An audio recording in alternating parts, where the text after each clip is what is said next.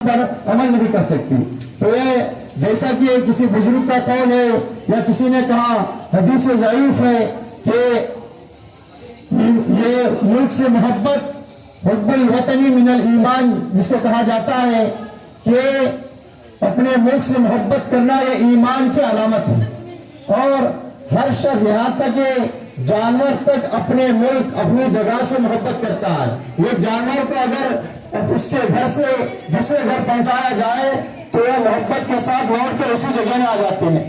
تو ہمارے لیے خوشی کا موقع ہے. یہ پورے ذمہ دار مل کر پورے اساتذہ مل کر طلباء مل کر آج ہمیں خوشی کا اظہار کر رہے ہیں کہ اللہ تعالیٰ نے ہم کو اپنے ملک کی آزادی کے 78ویں سال نصیب فرمایا ہے.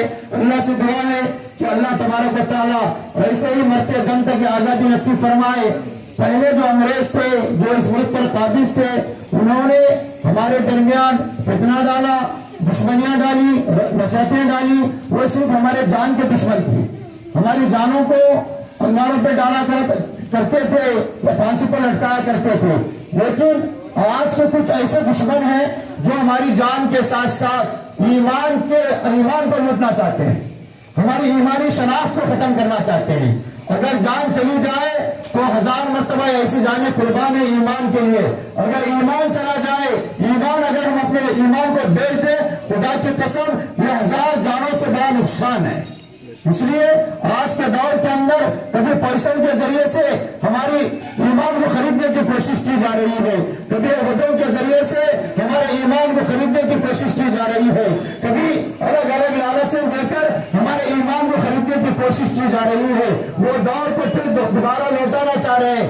ایک دور ایسا آئے گا کہ اگر انشاءاللہ ہم یہ وعدہ کریں کہ اگر جان دینے کا وقت آئے تو انشاءاللہ جان دیں گے, اگر مال دینے کا وقت آئے تو انشاءاللہ مال دیں گے, اگر اپنی اولاد کو قربان کرنے کا وقت آئے تو انشاءاللہ اپنی اولادوں کو قربان کریں گے.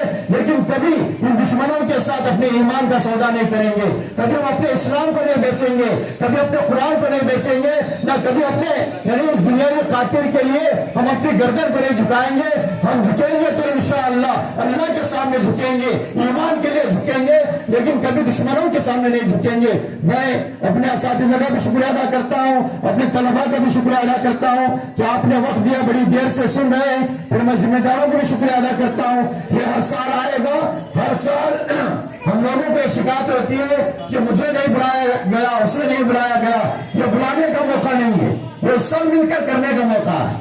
اساتذہ بھی مل کر کرنے کا ہے, ذمہ دار بھی مل کر کرنے کا ہے, طلباء بھی مل کر کرنے کا ہے, اڑوس پڑوس والے سب مل کر, غیر بھی, سکھ بھی, عیسائی بھی, ہندو بھی, مسلم بھی, سب مل کر اپنے وطن کی خوشی کا اظہار کرنا یہ ہمارے ایمان کی علامت ہے.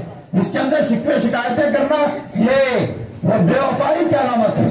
اس لیے میں گزارش کرتا ہوں سب سے, جب بھی ہمارا یہ موقع آئے گا ملک کے لیے تو ہمارے اسلاف, ہمارے اکابر, ہمارے بڑے, ہمارے بزرگوں نے یہ نہیں دیکھا وہ غیر ہے یہ نہیں, سب اپنے ملک کو بچانے کے لیے, ملک کی آزادی کے لیے سب آگے بڑھ کر آگے نکلے اور اپنی جانوں کو قربان کیا ہے. تو ہمارے لیے صرف خوشی کا اظہار کرنے میں نفرتوں میں پڑے ہوئے ہیں, ایسے پروگراموں میں شرکت کرنے میں ہمارے دلوں میں دراڑیں ہیں.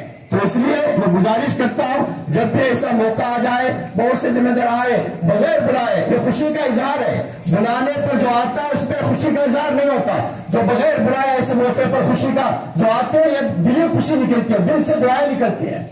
تو میں سب سے گزارش کرتا ہوں کہ ایسے موقع پر سب شرکت کریں. اللہ تعالیٰ ہمارے جمع ہونے کو قبول فرمائے, ہمارے اس ملک کو اللہ تعالیٰ سلامتی کے ساتھ باقی رکھے, امن اور شانتی کے ساتھ باقی رکھے.